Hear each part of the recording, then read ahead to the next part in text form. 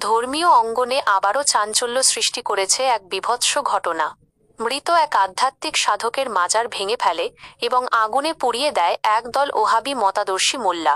শুধু তাই নয়, তারা পীর সাহেবের বাড়িঘরেও হামলা চালিয়ে ভাঙচুর করেছে বলে অভিযোগ উঠেছে। স্থানীয় সুফি অনুসারীরা জানান, ওই পীর সাহেব জীবদ্দশায় মানুষকে শান্তি, ভালোবাসা ও ভ্রাতৃত্বের শিক্ষা দিতেন।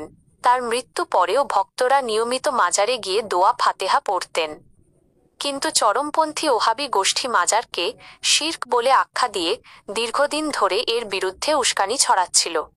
অবশেষে তারা সংগঠিত হয়ে মাজারে হামলা চালায়, কাঠামো ভেঙে আগুন ধরিয়ে দেয় এবং বাড়িঘর ভাঙচুর করে আতঙ্ক সৃষ্টি করে।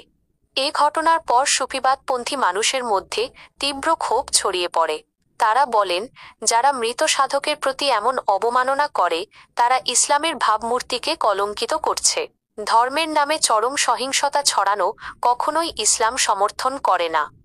সামাজিক ও রাজনৈতিক মহলেও এ ঘটনায় নিন্দার ঝড় উঠেছে। পর্যবেক্ষকরা বলছেন, এই ধরনের উগ্র আচরণ ধর্মীয় সম্প্রীতি নষ্ট করছে এবং সাম্প্রদায়িক সহাবস্থানে বড় হুমকি তৈরি করছে।